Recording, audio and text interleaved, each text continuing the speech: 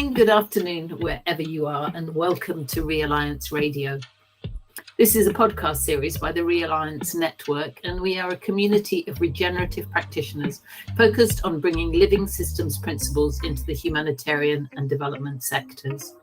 We ask the question, how might we create resilience and abundance, even in times of crisis? My name is Juliet, and I'm the coordinator of Realliance, and I'm taking over today from our usual podcast host, James Atherton, for this particular episode.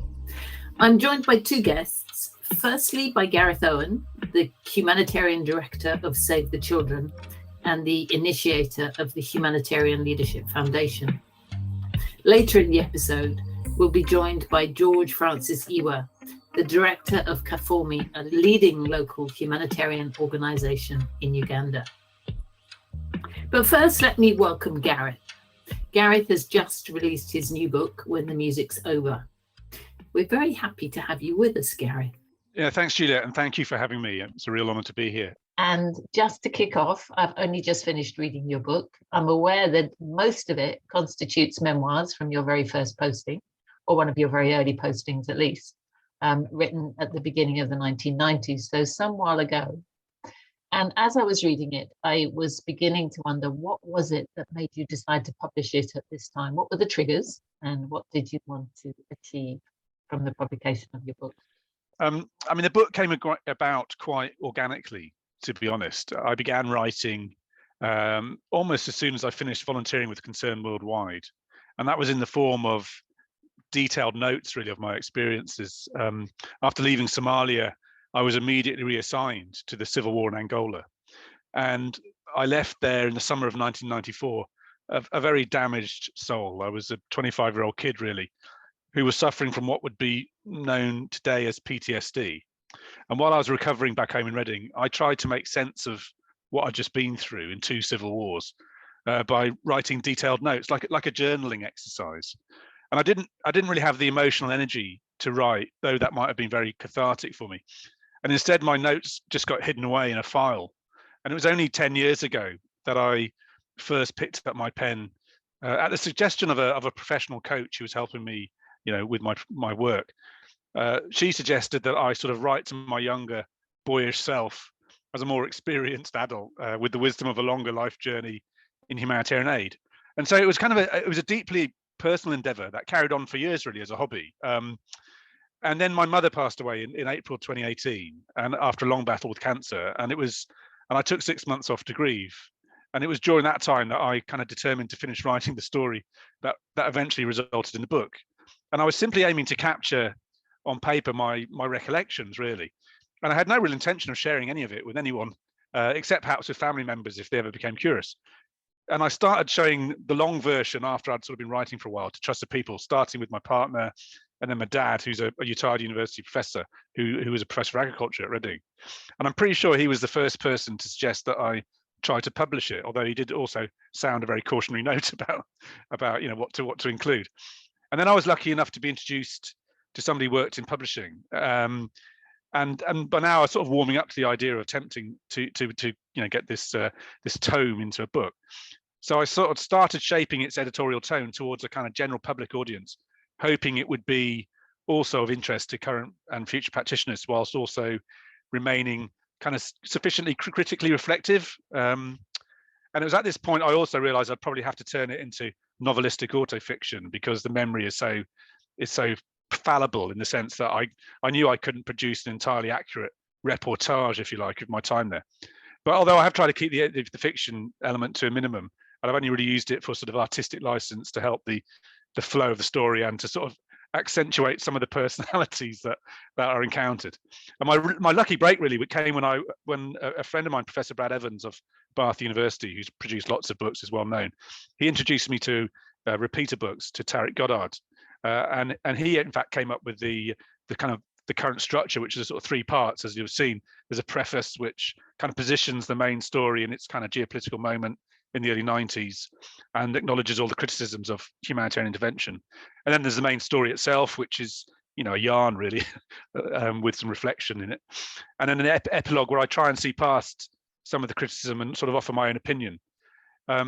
And I still believe really that, you know, international humanitarian organizations have to get up close and personal with those they seek to assist and experience their circumstances firsthand. So I don't believe humanitarians can ever retreat from the sort of front line.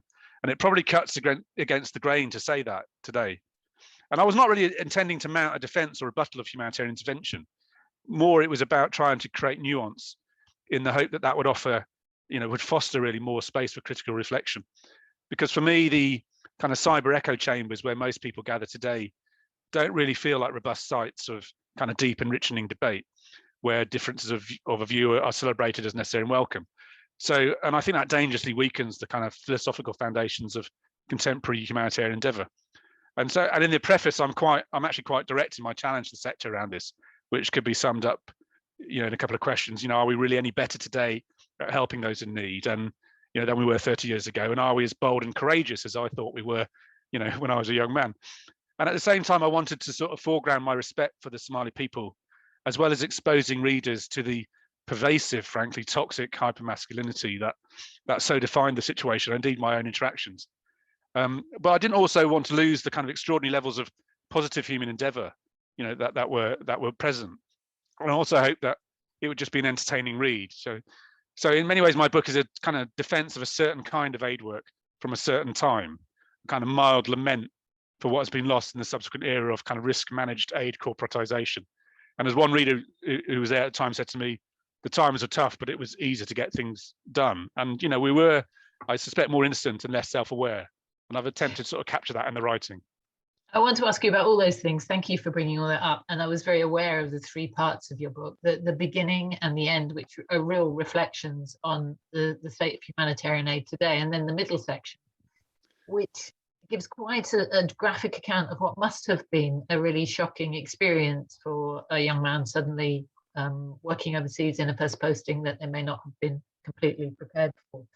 And yet, despite that very shocking experience, you do say on page 71, if only aid workers today could experience the liberation of simply acting in accordance with your mind and heart. So you've touched on that already, on what you feel has been lost. Has anything been gained? You said you wanted to reflect on what's been lost and what's been gained. What have we learned in the intervening period? I mean, the humanitarian sector has expanded and professionalized enormously since the early 1990s. You know, there was huge criticism of the chaotic aid response to the Rwandan genocide in '94. And that ushered in an era of much needed accountability and standardization, many would suggest. And there were big interagency initiatives like the Sphere project, which aimed to improve overall, you know, standards in emergency aid provision, and codes of conduct for the behavior of aid agencies and personnel. And much of this was desperately needed. But there's also been this kind of massive attendant growth in aid bureaucracy. And that's largely been driven by donor governments who demand ever greater levels of compliance and risk management. And then came along 9/11, and the sort of heavy bureaucratic and regulatory burden has continued to increase really ever since, really on an industrial scale. And it means that the big aid agencies like Save the Children, who I work for, these days they're effectively run as financial institutions, and huge numbers of agency staff, both in global and regional headquarters, but also in country programs, are really employed to manage this kind of bureaucratic workload. And then if you add to that modern communication methods of the kind we didn't have in Somalia in the early 90s, whether that's email or mobile phone, pretty much anyone now can kind of choose to scrutinize and even micromanage the work that's taking place on this kind of front line of a humanitarian response simply by sending an email.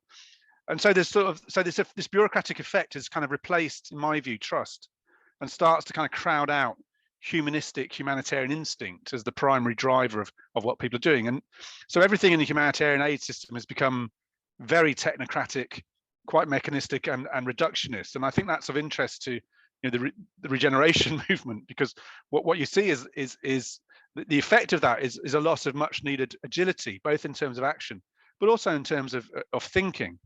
And people are even starting to call it the kind of permafrost of aid now, because such is that kind of chilling effect of all this on the kind of entrepreneurial humanistic spirit that really lies at the heart of what I believe we are trying to achieve for the world. And so you can probably tell that myself and many other aid workers kind of view the net benefit is pretty limited in relation to what's gone on. I just think it's got out of balance, between the kind of compliance regulatory environment and that kind of much more humanistic, inclusive, diverse, collaborative space that we really want for the world. That's interesting. And you're sitting here talking to me as the head of the director of one of the largest aid organizations in Britain. And I'm the coordinator of a very small NGO. Your book is quite critical of the intervention from the West, but it's also quite critical of non-interventionists. You're quite critical of the military. You have some good words to say about third country professionals and third country responders that get involved, but they don't seem to be particularly effective. What are the roles for organisations like Save the Children and like Realliance at this current time, particularly in situations of civil war and famine? I mean, the situation in Somalia was desperate at the time you were there. What should we be doing in similar situations today?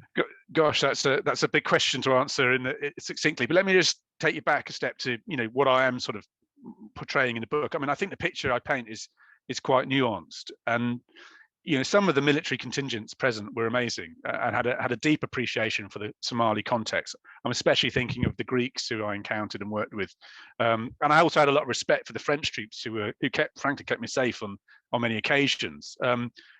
But it's impossible to ignore the kind of conceit of the Western liberal order in embarking upon Operation Restore Hope, this enormous military intervention in Somalia. But also, I can't help thinking there was something very admirable in the decision of President George H.W. Bush, George Bush Sr., to intervene. He wasn't willing to be a bystander in the face of great human suffering. And I think that's important, as important in today's world as ever been. But it's also true that the United Task Force, as it was called, that the military group that the US led, curtailed the lawlessness and brought a certain semblance of order to Somalia that allowed for humanitarian access to populations in need. And most aid agencies like Concern, who I worked for, took the kind of pragmatic view that once this action was underway, it was better to engage with the military to try and mitigate the worst potential effects. It was only really when the United Task Force handed back over to the United Nations in May of 1993, and as a result of that, most of the huge US force left the country, that the situation began to sort of spiral out of control. And perhaps violent confrontation was always going to be inevitable, but the handover was certainly poorly planned and badly executed, and this was a big contributor to what happened. So I mainly criticize poor decisions made by poor leaders in the book, in the military and in the UN, and especially the extremely heavy-handed military actions of the remaining much smaller US contingent in the hunt for general ID. And that caused a series of disastrous confrontations, culminating in the most infamously in the October 1993 events known as the Battle of Mogadishu, which had a Hollywood version in the film Black Hawk Down. And I suppose you can't always know how it will end when you choose to act. And these days it's very easy to find lots of valid reasons not to take any form of action. But my question for today's leaders, therefore, is, how much genuine consideration is being given to taking action when it is potentially warranted? And many of the most vocal kind of promoters of nationalism that certainly to my reading, kind of sleep rather easily with the knowledge that the rest of the world is less inclined to directly intervene these days, no matter how badly they may choose to treat their citizens or indeed their neighbours. So what is the way forward? I mean, I think in terms of, in all honesty, I think the kind of military interventions that we saw in the early 90s and probably ended in Libya in 2011, I doubt they're going to happen in future, really honestly. But nevertheless, when world leaders are seeking to influence events, I think they need to weigh their decisions very carefully. And when they do act, they need to be, as the military would have said, the French commander would have said to me in Somalia, be good, be quick, be gone, and place as much emphasis on planning for the aftermath of and the consequences of your actions as you do on planning the intervention. So Iraq and Afghanistan, I think, have both shown us how disastrously events can turn if you pay scant attention to the consequences of your actions. And so what is the role for civil society in all that? I think it's legitimately to be skeptical. Military intervention is highly criticized for lots of obvious reasons and is never an act born out of the cries of humanity alone. There will always be geopolitical consideration. And I think throughout history, and it goes back a long way, this kind of action, but centuries in fact, it's always met with skepticism from civil society, and that's the role that we play. Whether that's, say, the children or Realliance, we have to challenge the decisions on their merits, as it were, and why decisions are being made. But I hope that the world isn't turning its back on its neighbours entirely in favour of kind of receding behind our national fences, and because I think the interplanetary challenges that we face demand a different kind of international cooperation than we're seeing today. So am I pro intervention? I think on occasion I would be still today, yeah. Military intervention as well as other forms of responsive intervention and peace building interventions. Yeah, I mean, if I'm honest, writing the book has probably reinforced some of my views about military intervention and humanitarian intervention, as it was described, military intervention with humanitarian sort of like supposed aims, and it's radically altered others. I mean, I do believe that there are, especially when it comes to conflict, I think natural disaster and handling, things that are almost permanent states of emergency and crisis in relation to the grave challenges that we face, whether it's climate change, there has to be pragmatic attention to locally led action. And what I see often in the debates, certainly in the formal, international humanitarian system. So by that I mean, the international NGOs, the Red Cross movement, the UN, and the donor governments. There's a lot of.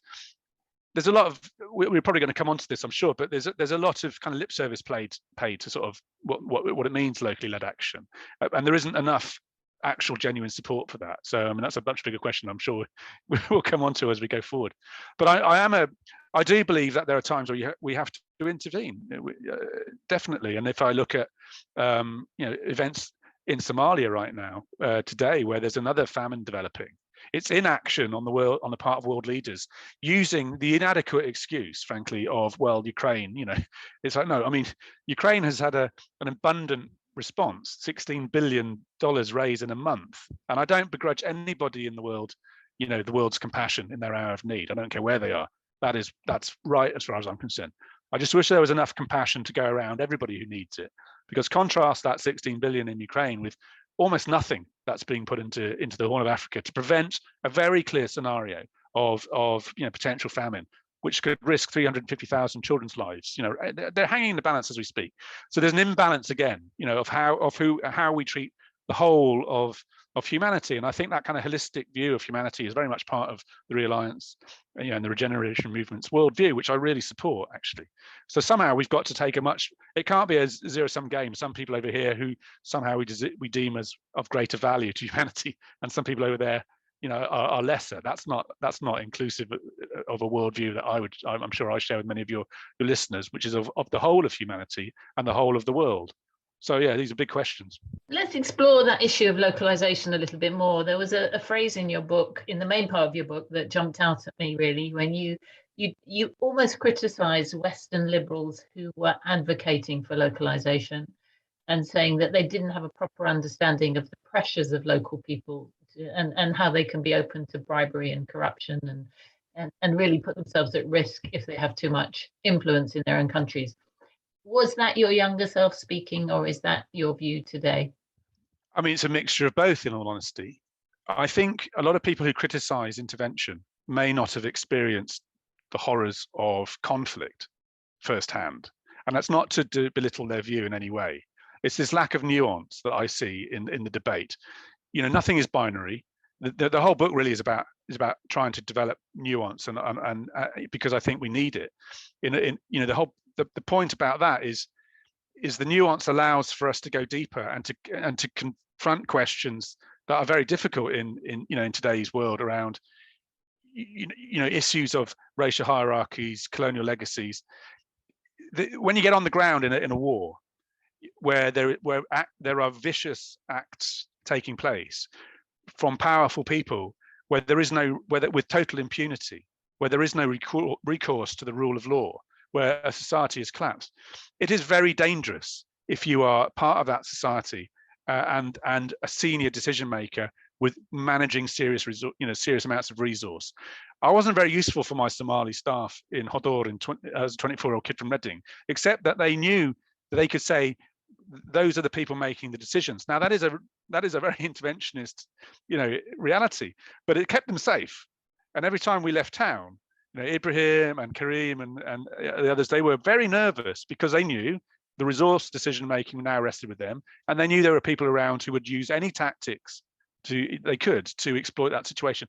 And I think you only know that sort of thing if you've been on the front line of a difficult kind of war, where you see that there is a protective reality to international presence. And I saw that very strongly in Angola as well in the civil war the following year, and I've met some staff from there years and years later, as we were all in our 40s, who said, Gareth, you have no idea how protective that felt for us, that we weren't alone here. It wasn't just us with our conflict. There were people who were willing to stand shoulder to shoulder with us in solidarity with humanity.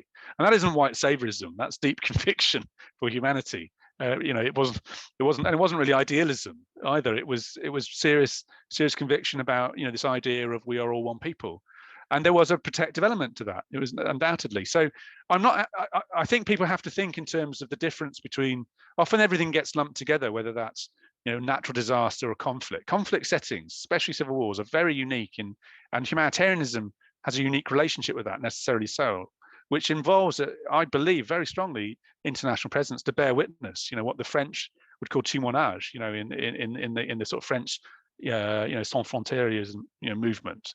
That bearing witness is very, very important for history.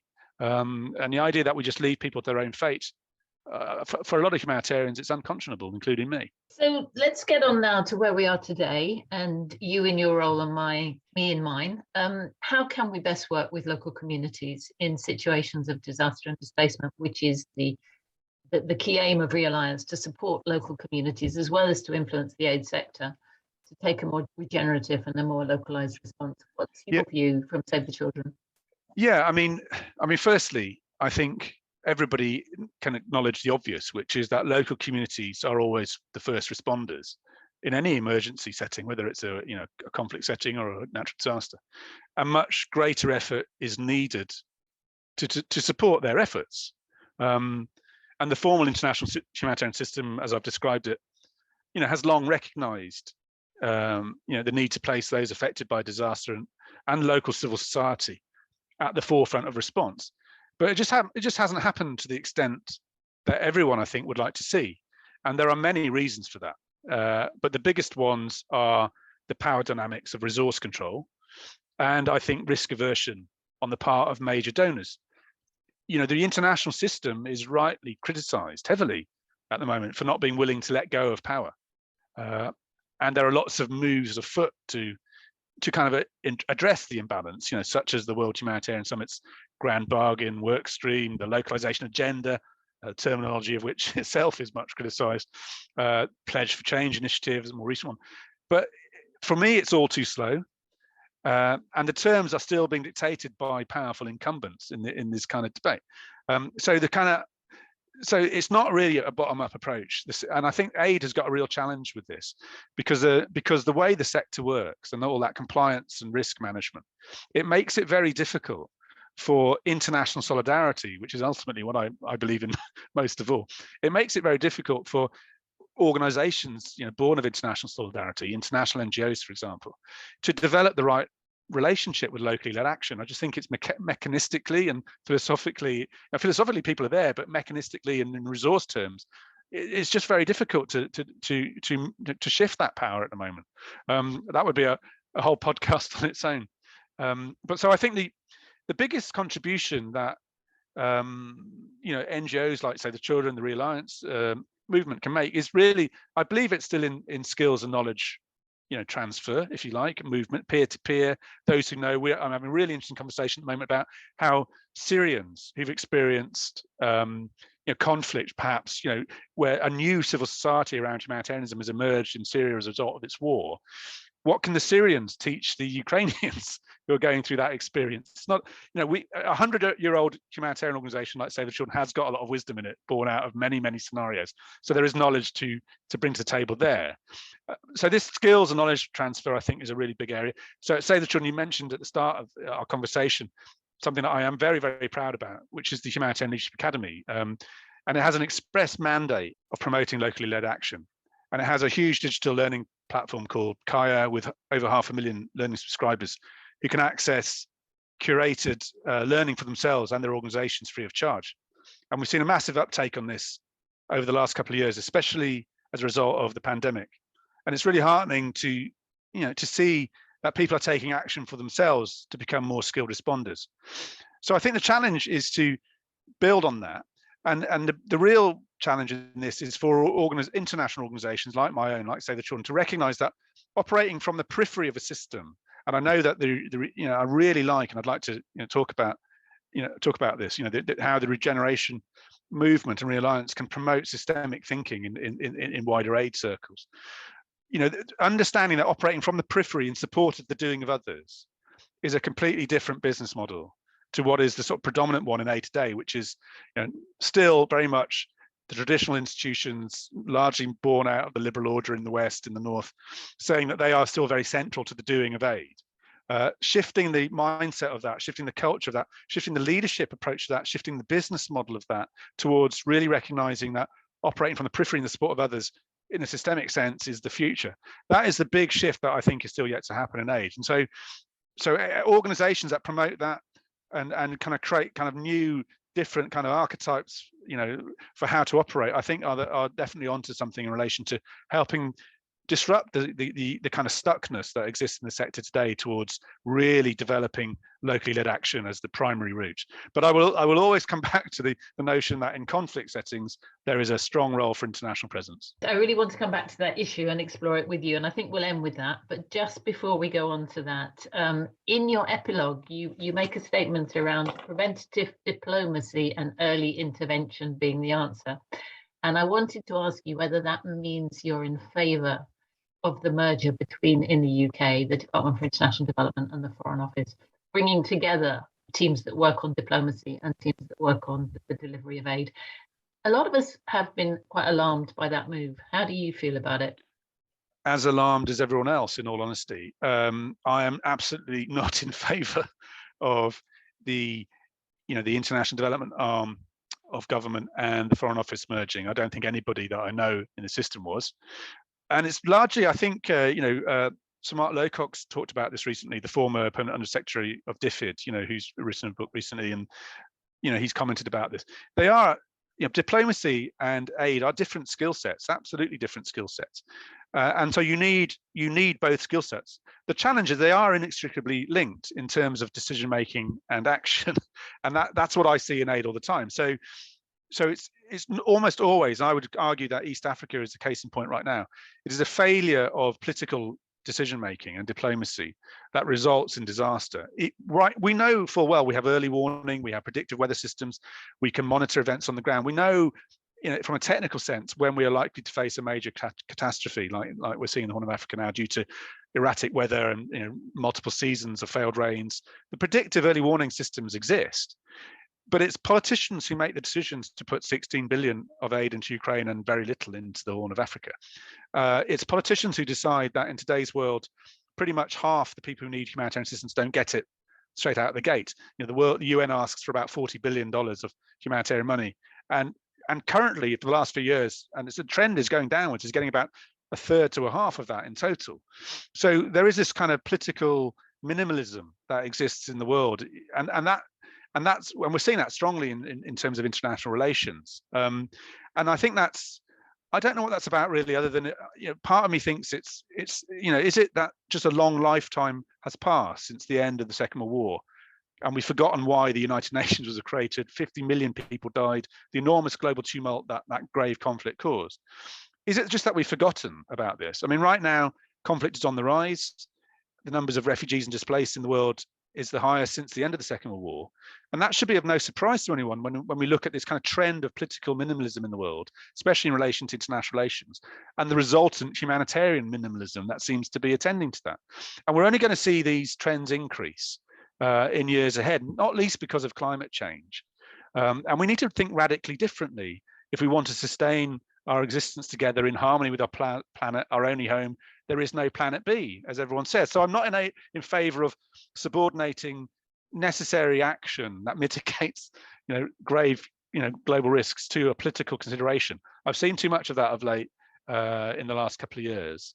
And we need evidence-based action, and it shouldn't be overridden by political realism. That shouldn't be allowed to override the core moral outrage and urgency for humanity that people feel in the face of shared challenges and people's difficult circumstances. So no, I'm not in favor of those things merging at all. I think it's bad for the world. So let's come back to that question of localization, systemic thinking, systemic change, and the role that Realliance can play. A lot of our work is supporting Global South members with some capacity building, with some peer learning, peer sharing of knowledge and information, getting resources out there for first responders. But we do also like to work where we can to nudging the aid movement away from this heavily bureaucratic, heavily politicized, and to a more systemic approach. The cluster system silos some of that inevitably. However you cut things, you're going to have to group things, and it's very difficult to look at everything all the time at once. What should we be doing, and what could we do within the large aid movement to shift some of that thinking away from the state that we're in now? Well, I think Realliance and the regenerative movement is onto the right kind of thinking about this, and I really like the fundamentals of the regenerative approach. So aiming to reverse degradation of the planet's living systems and seeking to restore a healthy relationship between humans and other life. Brilliant. Encouraging us to design human systems, that co-evolved with ecological systems, absolutely essential. The mutual benefits and greater expression of life and resilience, all of the things that you express, in Realliance.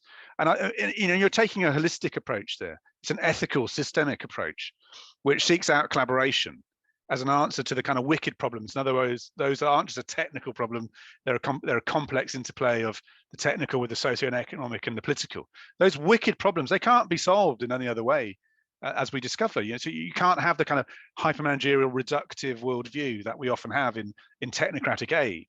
And so the view of Realliance and the regenerative movement to challenge dominant worldviews and offer alternatives is absolutely essential in all this. And it seems to me that such systemic thinking is the only way forward. So I think the regenerative movement has a lot to teach the formal international system about how to think differently. And that's what I see as well. This space for critical reflection and creating alternatives is so limited. I mean, I see this all the time in leadership, inside the aid system. Most leaders have very little space to think creatively and critically. They're too busy dealing with the administrative realities of that giant bureaucratic burden and meeting all those regulatory requirements. And they often themselves, and they've expressed this, feel quite stuck in a system that is really not adapting quickly enough to fast changing circumstances. So by offering kind of collaborative possibilities which help shift this kind of dominant results-driven hyper-managerial mindset towards something much more humanistic and harmonious, I think that's exactly what needs to happen, and you should be applauded for everything you're doing in that regard. And that's probably why we're talking today. I mean, I'm with you on that, even though I sit in the metropolis of the humanitarian system. I'm quite an outsider when it comes to these things, and I think that insider outsider take from the outside really effectively thinking and seek to influence change within is always the kind of approach I've taken. And climate change, for example, is such a moral imperative that we have no choice but to keep trying and being the best we can be every day as we seek to try and influence that change. And I'm a great believer in it's not, and I've learned this, and my book I suppose is about this as well and the subsequent years, it's not what you experience but how you experience it that matters most. And so I intentionally choose to be hopeful, because at its heart humanitarian action is about human connection and hope, and I've tried to convey that in the book, and I firmly believe that, and therefore I'm intentionally optimistic, as it were, for future generations who have a deep passion. Whenever I meet young people, they are passionate about this. They're not necessarily inculcated into how the status quo works, and they're actually going to reject a lot of that, and rightly so, because the world needs a much different imagination for all this. Thank you, Gareth. That's a lovely note to end on, and great to have had you with us today. My absolute pleasure, and I wish you all very, very well.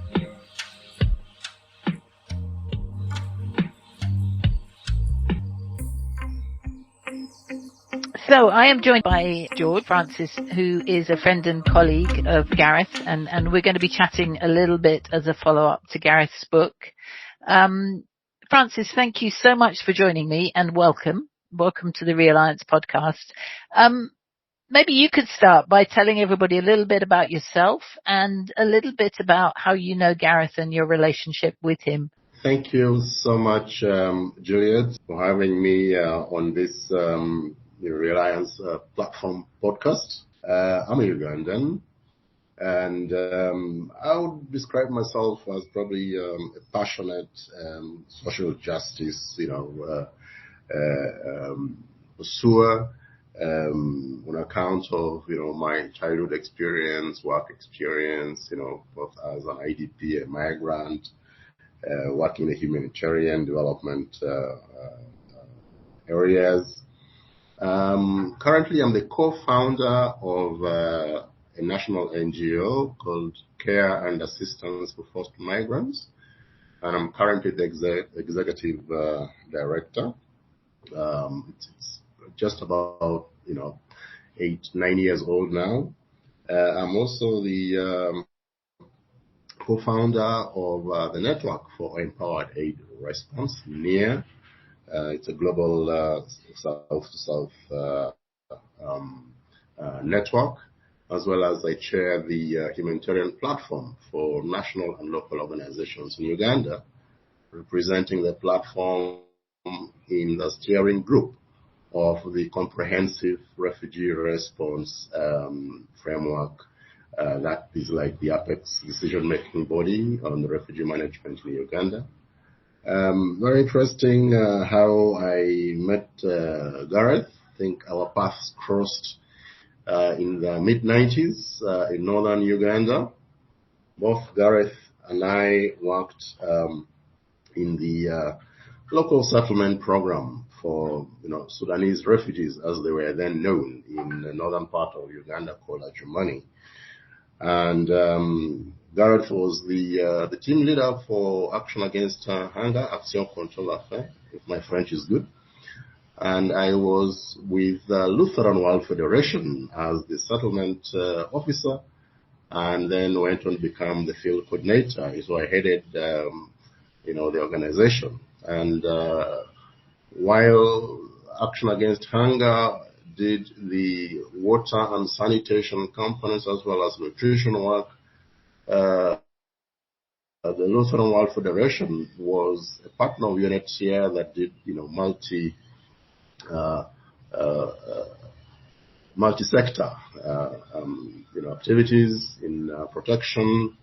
Our paths crossed both from, a professional point of view on work, but also off work, because I think the coordination mechanism, both to relieve stress and, at work, meant that we were almost each other's brothers and sisters keeper. It was quite a small community of humanitarian workers, agencies, that work very well together, whether the expatriates, national staff, or refugee staff, and coordinated very well with the local authorities and central government. And this was also the time when we experienced lots of insurgencies from the Lord's Resistance Army. So I think Gareth jumped from Somalia to northern Uganda, and we experienced the bombardments, by the government of Sudan, Khartoum, using Antonov airplanes, dropping barrel bombs on us. So in terms of the security coordination arrangements, we became quite one small community. Thank you for that extensive history of your own huge experience over the years in the humanitarian sector. And I know that listeners to our podcast, even though I invited you to talk about Gareth's book, will be very, very interested to hear more about your experience and your perspective on the changes in the humanitarian sector over the time of your career. And I'd like to come on to some questions about that. But before we do that, just let me ask you about Gareth's book, When the Music's Over. His book gives a very detailed account of his experiences as a young man, a young aid worker in Somalia in the 1990s. And when I read it now, it struck me looking back on how he wrote about that time as a Western-centric perspective. And I wondered what your view of that book was, whether you feel it's your own experience of that region is different, or whether you feel it's an accurate portrayal of what it's like for young Westerners going into a world that they don't really understand at that point in their lives. Thank you very much. I think firstly, I must just applaud Gareth, for doing, documenting his account and experience, in Somalia so compellingly,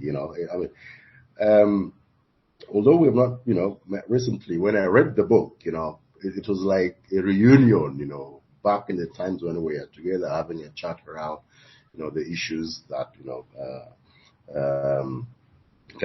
affected all of us.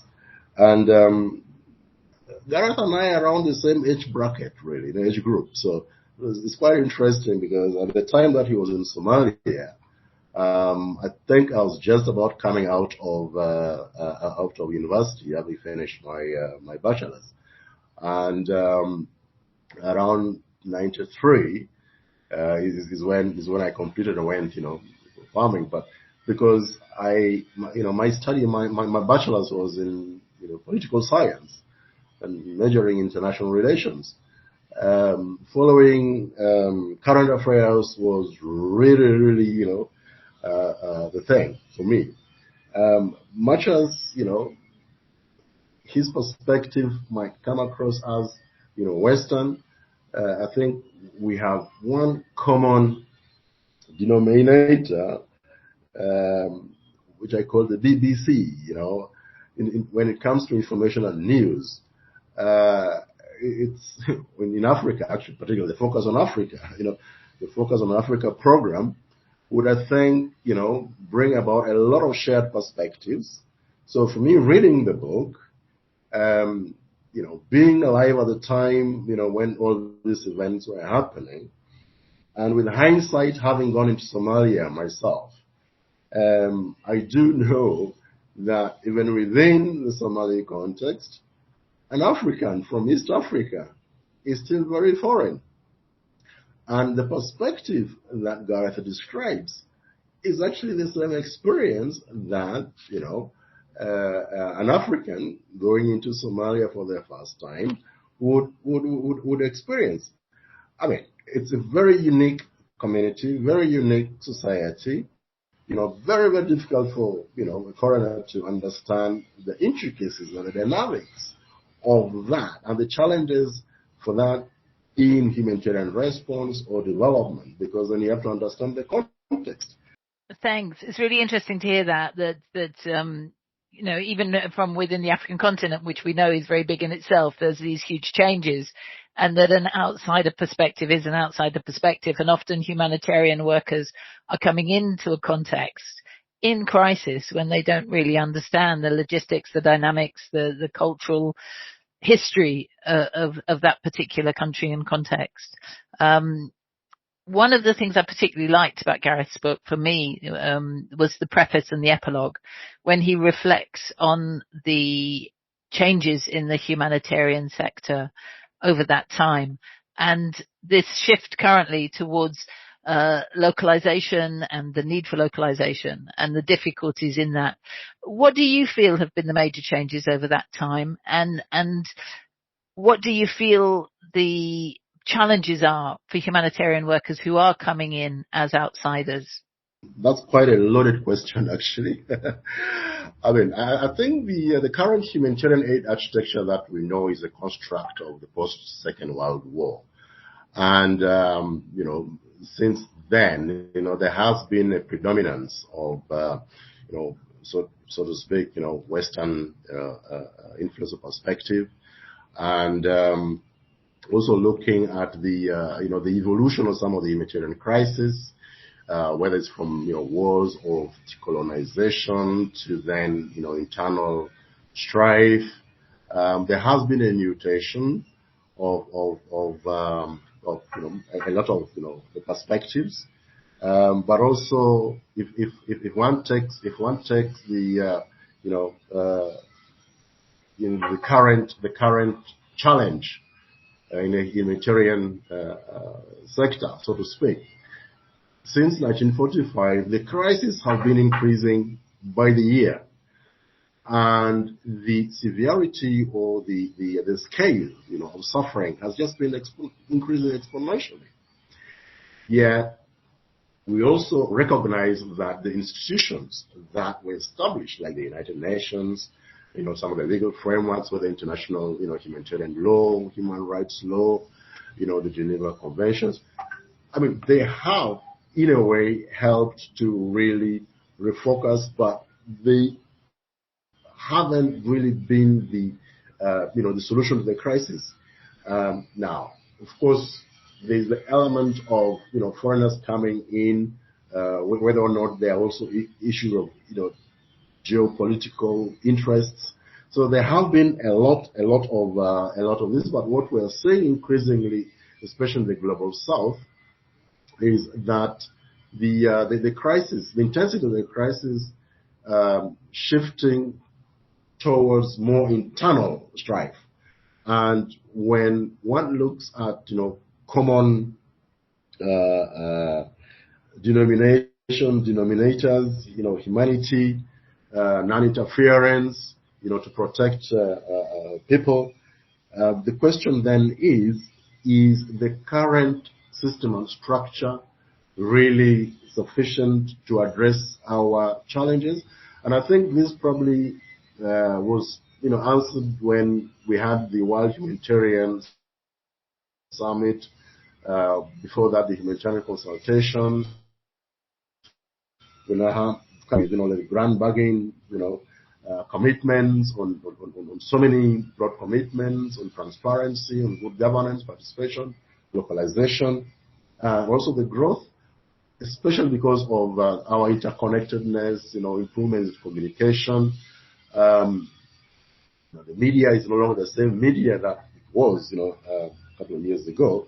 So what we increasingly saying is that there's need to actually change. There's need to address some of the root causes of the crisis.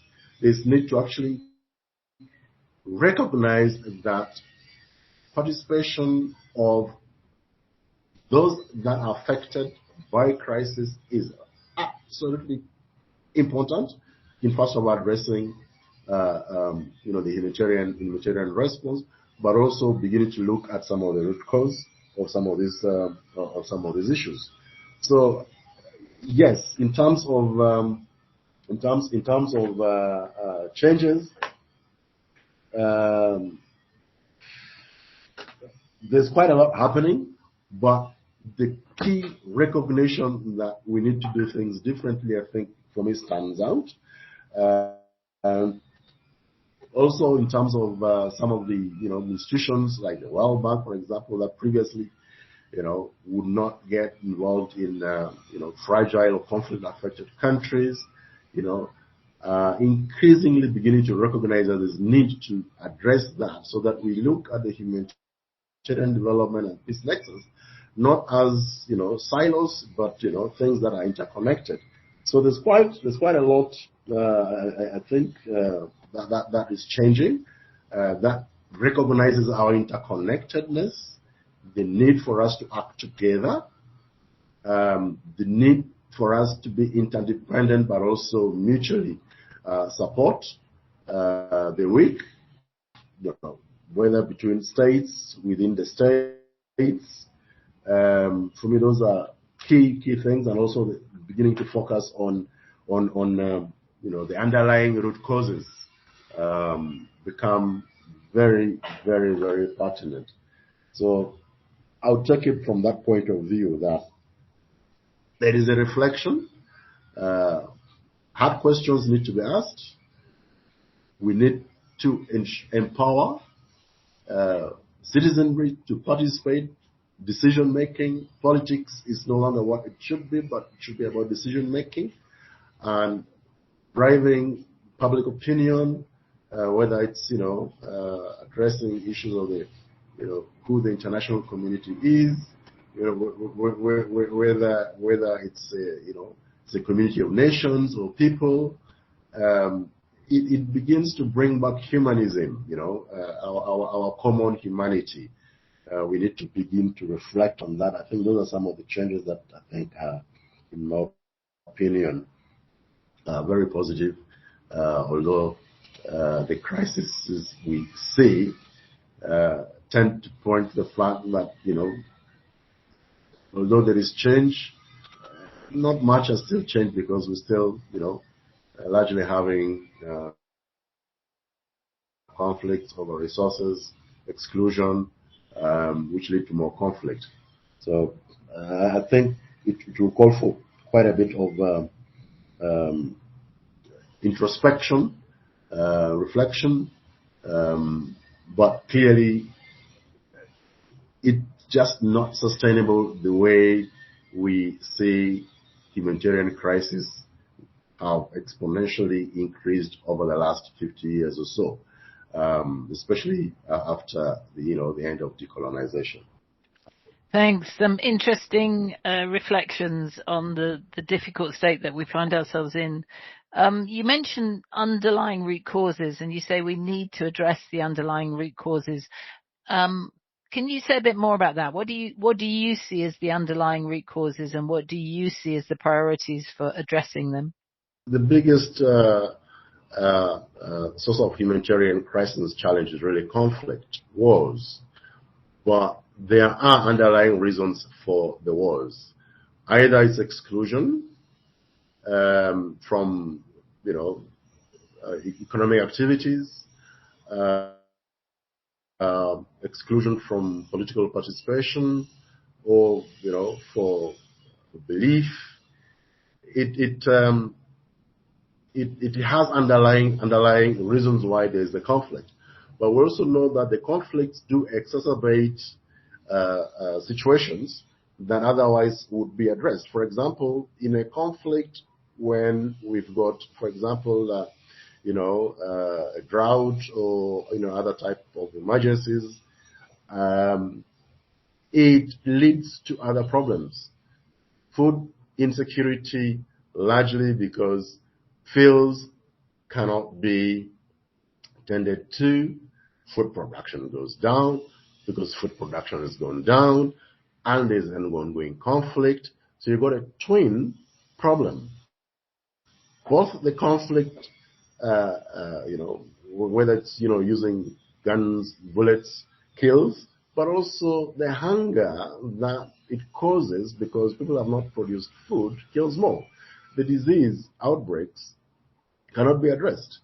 Epidemics and pandemics cannot be addressed within conflict-affected areas, and that also then increases the scale, the severity of the humanitarian crisis. So unless you address the underlying causes, oftentimes you will be addressing symptoms and not how much money is put to address the problem. Without addressing some of the root causes, we are peppering over cracks because there will be a recurrence of the sun, and then we have a vicious cycle. So to break the vicious cycle, I think it's also important, while we're addressing the immediate needs, life-saving, we also need to begin to look at some of the underlying causes so that we do not have a relapse or recurrence. Otherwise, we'll be in a vicious cycle and wondering why we're not breaking the vicious cycle, because we're not addressing ourselves to some of the root causes. Yeah, and you haven't even mentioned climate change, which is added to that picture of loss of food production, escalation of conflict over resources, marginalization of particular groups. And that brings us on very clearly to the role and aims of Realliance, which is to support local communities in regenerative humanitarian response and to share knowledge and understanding of how they can work in a way that responds to the needs of the displaced and those suffering from disaster, but in ways that regenerate communities and regenerate the soil. So try and address some of those root causes. What's your perspective on that? What do you feel about the regenerative movement? I mean, looking back, you mentioned climate change, which I didn't omit it as such, but in terms of looking at what the sustainable development goals are. I mean, if it is about leaving no one behind, and if the sustainable goals are about improving the lives of everyone, everywhere, that means leave no one behind, really. Then, and yet we must also focus on protecting planet Earth, Mother Earth, so that future generations can still benefit from Mother Earth. Then, yes, when you look at issues of climate change, when you look at issues of disaster, and disaster risk reduction, and also taking into account that especially in Uganda now, but also globally, I think, the world population is growing so fast and is urbanizing very, very fast as well. If a lot more population is going to be living in urban areas, there is going to be also a challenge of feeding, the urban population.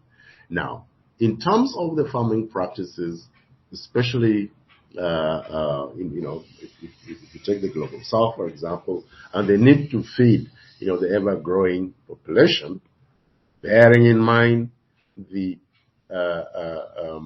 practices, the farming practices, bearing in mind the fragile ecosystems, and the fact that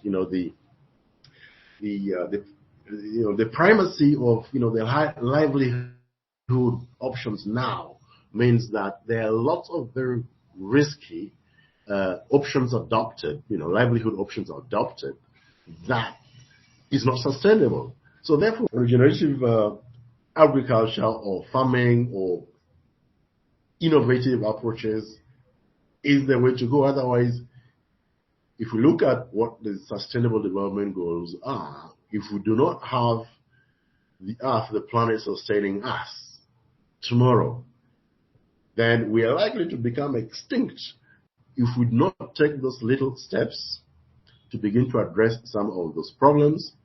And it's got to be as participatory as possible, because if I take the case of Uganda, for example, where we now have encroached on wetlands because we want to,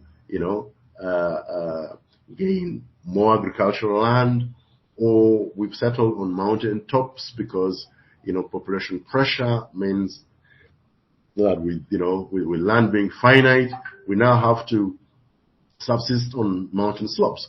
But if the practices we do on the mountain slopes is going to lead to more degradation, the forest covers are going to lead to more carbon emissions, the climate change is going to be exacerbated. Now, introducing small innovations and technologies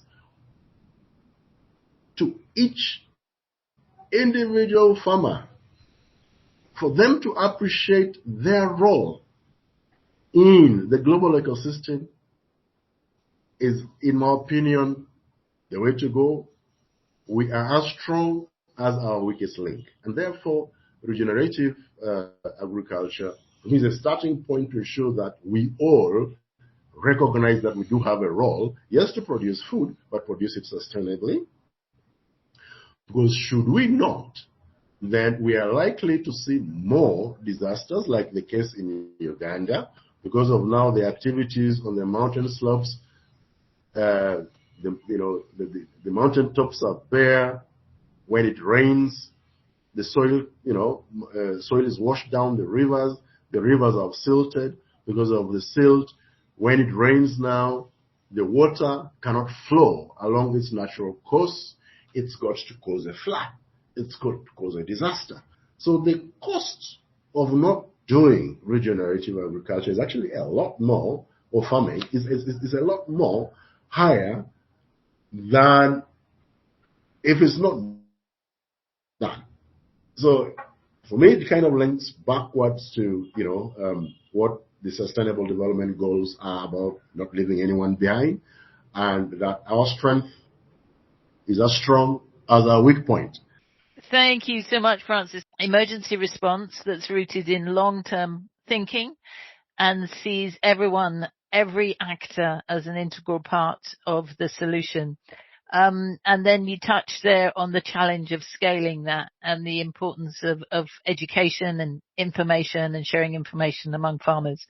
You might be interested to know that the one of the latest activities of Realliance has been to encourage urban food growing and innovations in urban food growing, and to look at how we can produce some guidelines and materials from that we can share among our bigger network. So it'd be great to keep in touch with you about that as it develops and get your thoughts on it.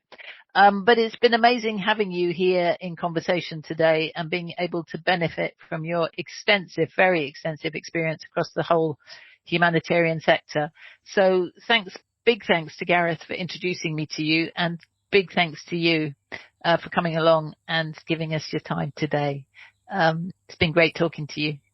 Thank you so much, Juliet, for having me on this. It's been a pleasure speaking to you, and also earlier to James.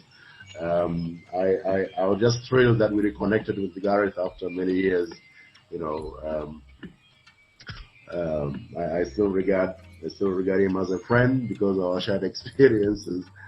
There were scary moments, but it's been a while now. It's been a while. Yeah.